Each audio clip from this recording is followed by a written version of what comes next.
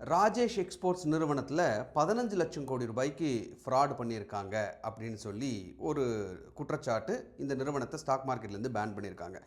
ஆனால் இந்த ராஜேஷ் எக்ஸ்போர்ட்ஸ் நிறுவனம் அதோட ஷேர் என்கிட்ட இல்லை, நான் சேஃப் அப்படின்னு நீங்கள் நம்பினீங்கன்னா ஒரு நிமிஷம் இங்கே நீங்கள் யோசிக்கணும்.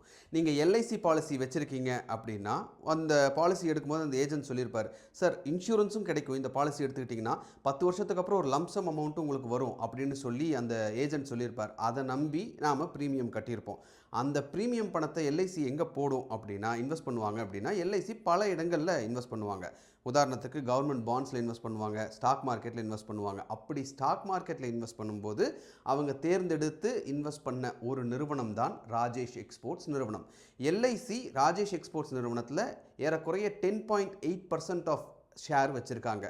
இது எல்லாமே எப்படி யாரோட பணத்தில் வாங்கினாங்கன்னு பார்த்தா, நம்ம ப்ரீமியம் பே பண்ணுறோம்ல நம்ம பாலிசிக்கு, அந்த பணத்தில் இருந்து தான் வாங்குவாங்க. ஸோ அந்த கம்பெனிக்கு என்ன ஆச்சு அப்படின்னு பார்த்தா, அதாவது ராஜேஷ் எக்ஸ்போர்ட்ஸுக்கு என்ன ப்ராப்ளம் அப்படின்னு பார்த்தா, ரெவென்யூ 99% அவங்க கொடுத்துருக்குற ரெவென்யூ அப்படிங்கிறது ஃபேக் அப்படின்னு சொல்லி செபி அந்த நிறுவனத்தை பேன் பண்ணியிருக்காங்க. எல்ஐசி நிறைய ஷேர்ஸில் இன்வெஸ்ட் பண்ணுறாங்க. ஆனால் இந்த ஷேரை பொறுத்த வரைக்கும் என்ன பிரச்சனை அப்படின்னா, 2023 செப்டம்பரில் தொடங்கி இந்த ஷேரோட வீழ்ச்சிங்கிறது இருந்துக்கிட்டே இருக்குது. அப்படி பார்க்கும்போதும் எல்ஐசி இந்த ஷேரை விற்காமலே தான் வச்சுருக்காங்க அப்படின்றது தான் இதில் முக்கியமான விஷயம்.